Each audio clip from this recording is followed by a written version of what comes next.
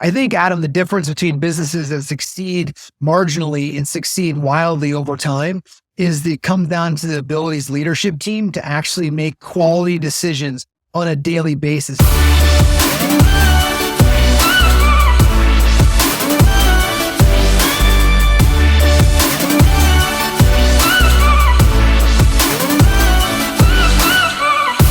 Coming to you from Brand Viva Media headquarters here in Denver, Colorado. It's Adam Contos with Start with a Win. Mark, are you winning today?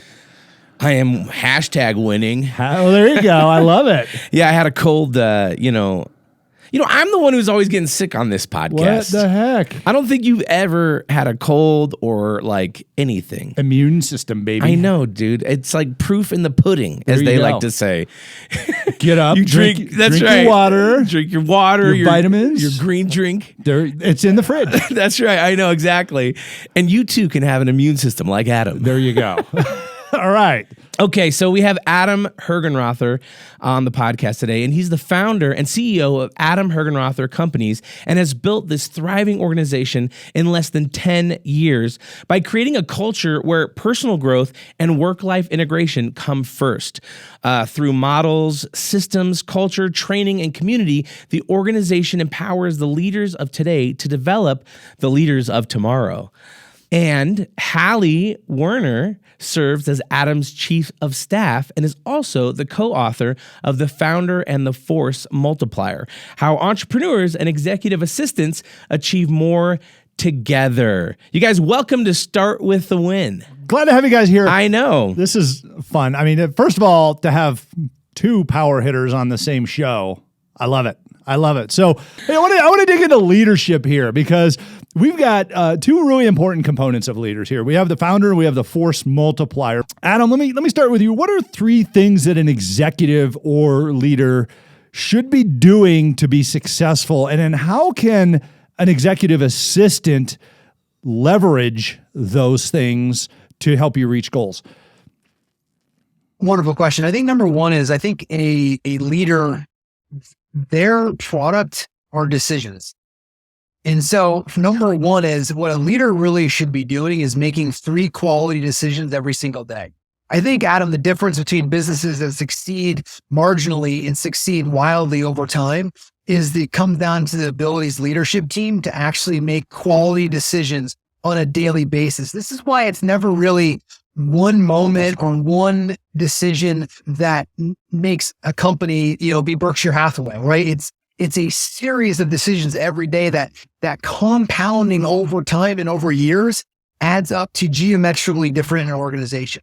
So if you're an individual, right, that is a leader that is bogged down with doing kind of, I always think about Hallie and I's position as one position. It's just we're doing different parts of it, right? She's doing the parts of it that I follow, that just aren't my strengths, that I'm really good at, right? And it's the majority of my job is I'm not really that good at, right? And Hallie steps in and does that so that I can stay focused on the ability to actually make the best decision, which comes down to, like, people always ask me, well, what does that look like, right? Well, it's like, where do you have your team spending their time? Where is that organization spending their time? Is there a unified messaging system within the organization itself? Do you even have a unified goal? Because as businesses start to scale, a lot of times what happens is that every individual leader has a different version of what it means to win in the organization. And that's where people really get caught trying to build an organization, is that everyone's working. So you look around and you go, man, nobody has any more free time, right? How many times have you heard that? And you come down to realize it's just they're working on the wrong things. To kind of answer your three bucket, if you want to factor those in, it's vision, it's that direction, that clarity of knowing where you're going, and then it's decisions. And then, of course, your force multiplier comes in here to figure out where's your gaps in this. And so if you follow those three things and get very clear on that, you actually end up with better efficiencies for the organization. Awesome. Hallie, thoughts on that? Well, yeah. So to me, that the force multiplier, EA or chief of staff, comes in for that prescriptive part a lot of times, and translating that very descriptive vision from the principal or the executive and needing to then translate it down to or across the organization to various departments, different divisions, different leadership team members, sometimes interpreting a little bit along the way if there's a lack of clarity. and then making sure that everyone has their clear goals in place about what they need to accomplish, and then helping either support them with different resources, holding them accountable, and then of course making sure that all the loops are closed in every project, because at the end of the day, it's still the leader's project, right? They're running the company. Right. And it needs to get done one way or the other. So a little bit of that project management and kind of sideways accountability of others. So Hallie, we hear the term EA or executive assistant. So take me through this. We've got some people who are like, I want to get a virtual assistant. And then you have an executive assistant who I believe is somebody who's more present than not. And then you have your chief of staff. Give me the breakdown of those positions real quick. You've experienced them. You're a master at this. What are those? Sure. So here's how I like to describe the main difference. Virtual assistant, I'm just going to put on the side for a minute. Okay. But in terms of executive assistant versus chief of staff, it's the three of the individuals doing one main job. You're each doing different pieces of it. And a lot of times people say the EA is tactical, the chief of staff is strategic. I don't think that it is true at all. I'm with you. Both are very tactical and both are very strategic. It comes down to for me, more of a time thing. Right. So, for example, an EA is going to be focused a lot on what the needs of the day are, perhaps up to like 90 days. And yes, they're doing future planning, but they're really having to work and operate in the day-to-day in terms of meetings and rescheduling and making sure that their executive is prepared for what is happening right then and there. And being very responsive to different things that come in, while also being as proactive as possible, versus a chief of staff who is typically not necessarily in any of the day-to-day, but they're working 90 days to 5 or 10 years out, whether that's strategic planning, doing business planning for future company events, all company meetings. Yes, the EA is going to help support some of it, but they're usually very busy dealing with what the hell is going on that day. Right. Versus, again, the chief of staff, where they can kind of step back a little bit and say, great, the day-to-day is taken care of, so I'm going to go and look at what's going on to support the event. What's a virtual assistant when it comes to all these things? I think when you mean a virtual assistant, you are thinking of somebody, when we think of virtual assistant, I'm thinking of somebody it's a little bit maybe more project-based, okay, or alternatively, it's a little bit more text-based. Yes, you can have virtual assistants who are full-time EAs, but then you just call them an assistant. Gotcha. So again, I think virtual assistant is like you need someone to fill a gap for 6 months, or maybe you need to hire somebody just to have it be like your lead funnel, and they're helping sort some data. But we don't have to talk about virtual assistants only because they are different, type of support, and we do both. Awesome. So we've got the founder and the force multiplier, the name of the book. Go check it out. If for all the listeners out there, definitely worth your time. Burnout is a big problem in leaders, in high velocity teams. Realistically, folks, and for all you listening, if you have not veered toward burnout, you're not really testing your limits. I mean, it's like being I view it as being in the gym. You want to know where those limits are and grow from those limits, but don't let them hurt you. We're really walking this fine line here of burnout. How can a founder and an EA together work to prevent the executive burnout and the team burnout in how we operate our businesses? And I'll start with you, Adam, on that one. Well, I think number one is just like you said, is each person needs to know the boundaries of when and where people are. Like, I also think behaviorally, people burn out faster because they're in a position or doing something that takes way more behavior than their natural behavioral style. Like, somebody can get burnt out much deeper in the process if they're already naturally aligned with their behavioral style than somebody going over. Like, if you put me in an accounting role, I would burn out much quicker than I would in other roles, right? So I think it's you making sure that you align people behaviorally so that you can figure out how to stretch those rubber bands that we have within us and then understand those limits from there. For the founder, it's the behavior. Like, most founders are really good at one or two things and actually are terrible at everything else. And yet, totally true. Because your natural drive mostly as a founder is so strong that you push through so much more than the average person does. So it looks like you're good at everything. But the reality is that the faster you can get rid of 90% of what's your plate, you'll actually be much better in your strength zone. And you won't burn out nearly as much, if at all, if you understand this. Awesome. I've heard a few things here that I want to just kind of echo real quick to our listeners. I mean, first of all, you talk about recognizing different things. Too many people in small organizations, or organizations for that matter, you have a big heavy lift project come in or something like that. And the leaders look around, they're like, okay, who's got a little bit of a gap in their schedule? Give it to Joe. Joe can do this, even though Joe sucks at that. What are you going to do? You're going to burn that guy out, or you're going to deplete his ability to handle all the other things that he should be good at. Hallie, fill this in from an EA perspective. When you look at Adam and you're like, okay, there's a lot of high velocity stuff going on here. Where do you see the EA fit in that and to prevent burnout? So alignment is huge, and we're really big on first making sure that we do those behavioral assessments from the beginning. And this is how EAs and or force multipliers can help, is by making sure that their founders or whoever is hiring is following really great hiring and onboarding practices.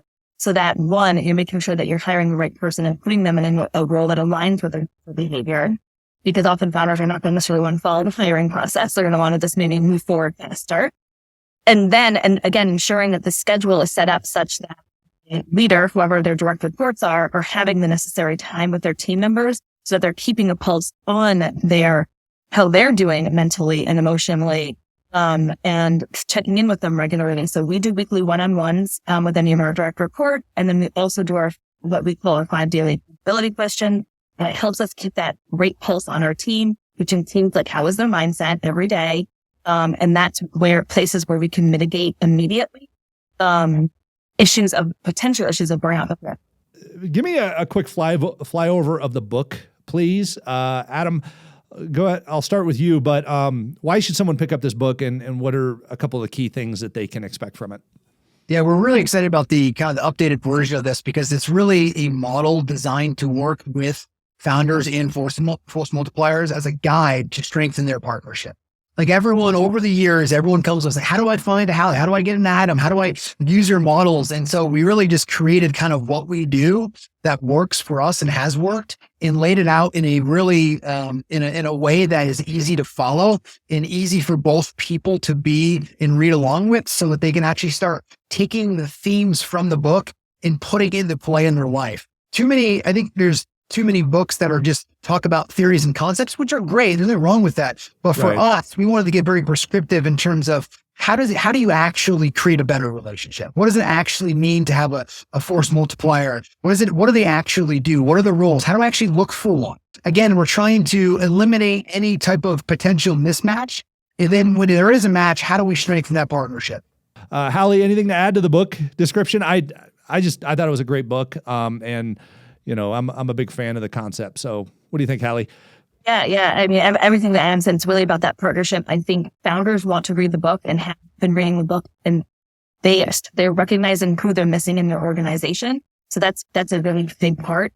And then for the force multipliers who are reading the book, they're realizing what an impact and what a career opportunity it is to be a force multiplier. So when you take those two different perspectives and you put them together, and then you get those partners working together, I mean, really the businesses should grow exponentially from there, which is our awesome. Thank you. For all of our listeners, you can find the book at founderandforcemultiplier.com/book. That's founderandforcemultiplier.com/book. Adam and Hallie, I have a question I ask all of our amazing guests on the show. I'll start with you, Adam. How do you start your day with a win? Once I gain consciousness, basically like coming into it, right? The first thing that I ask myself every single day is, how do I want to feel?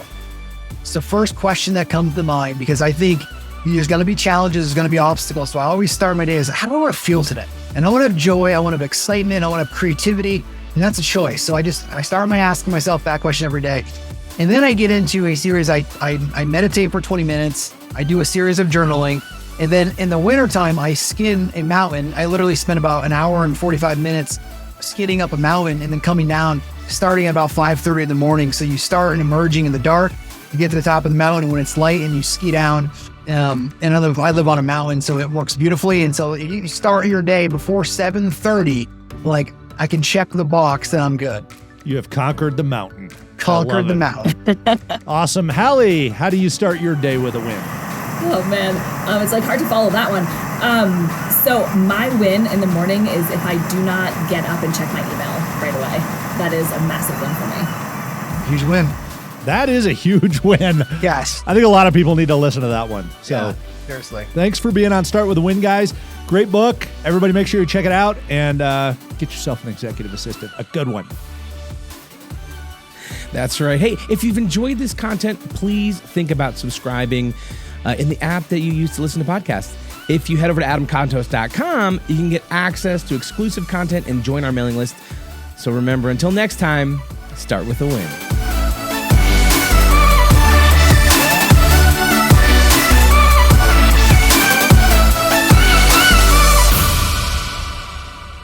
That was fun. Yeah, it was. What's up, YouTube? All right.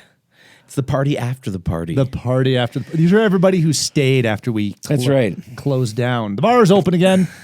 That's right. Light comes back on. Hey, I got a question for you guys. Well, I guess two questions. One is, how did you guys find each other? It's actually hilarious. She actually applied to a job at Craigslist. Back when Craigslist was a thing. I mean, honestly, like it was 2009 when she applied. It was like 2009, 2010, but late 2009. But it was effective. Craigslist was effective back then. Yeah. That's awesome. And so did you have to like weed through a bunch of, coal before you found a diamond? I had no idea what I was doing. Right. So, I mean, I was just like hiring people and like throwing things and just see what stuck against the wall. And honestly, Hallie came in and I had enough experience time to realize like, wow, she said some really important things. She followed up incredibly well. Like it was those kind of things. I was like, great. But the story about this is that I had an assistant at the time that was moving up into an executive assistant role, and Hallie was coming in for like, call it an operations role. So, and she was trying to gather about so we hired her. She came in, and my current assistant got a promotion to executive assistant. Hallie came in about 2 weeks. Unbeknownst to either of them, I'm sitting there watching both of them going like, and this seems like the wrong fit. And so I invited them both in my office. I hadn't talked to either of them ahead of time. So I had no idea how this was going to go. So I sit down and I say, I don't know how to say this. So I'm just going to kind of say it and we'll see what happens here. I think you both are in the wrong position and I think you need to switch. And they both looked at each other and go, we agree. And I was like, there he is. Easy peasy. And so Wow. credit switch. She went back to being, the operations individual, and Hallie turned and became an EA, and we've never looked back.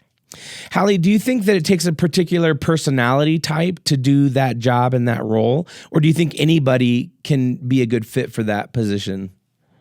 For an executive assistant, Yep. I have very high standards for EAs, and I think they have to be very particular behavior and skill set. Yeah, I think they need to be. If you look at the DISC profile, for example, I like to see a fairly high D on an EA. Now, my caveat to this is it always depends on the founder or the principal, because if they're like a super high S, they're going to probably hate working with the D, and they may need to have like maybe a mid D and like a mid C. But, so knowing if you're the founder or the principal, making sure that you are really well aware of your behavioral style and making sure that you're something who's a good match. But for in Adam's case, like he's a high D, I'm a high D, although I'm also a high C. Yeah. So you think like a personality assessment, like a DISC or strength finders or something like that is a good thing to maybe have someone take so you can make sure that, hey, you kind of hit all the right things on this chart in order to be really good at this role. Yes, based on what you made for your life. Yeah, okay, that makes sense. Okay, and then the last question I had for you guys is, we have a lot of solopreneurs, entrepreneurs, really small companies and businesses, people who listen to the show. At what point do you think someone needs to look at getting an executive assistant or chief of staff? Like, if you're just a one-man band, what does that look like in your life, and what would you guys like suggest or recommend? I think the mistake most businesses make is that they try to go out there and hire for salespeople without any operations support. And then they end up becoming the operations support, which takes their entire focus away from building the business. And so I think fundamentally, if you go set out to go and either just get time back or build your business, the first one needs to be that EA who ends up running 90-80% of your operational support and then gives you capacity to either increase your own production if you didn't want to hire anybody else and give you more time, or it allows you to go out there and start building a sales force so that there is an operational minded individual that can actually start scaling that part of the business. Even if scale means one more employee or whatever that is, you don't have to have a big organization, but that first hire should be that EA, because if it's not, you just actually complicated your life more by hiring more people when you were thought that it was actually going out there to make your life bigger. And this is where people get burned out because they end up having to do all of the other support that they're just stuck at, right? Versus actually going out there and doing the thing that they need to focus on. Yeah, that totally makes sense. I want to add something to that. You always look at, and Adam, I mean, you've run sales teams forever. Yes. You hire a salesperson not because they cost you money, but because they make you money, right?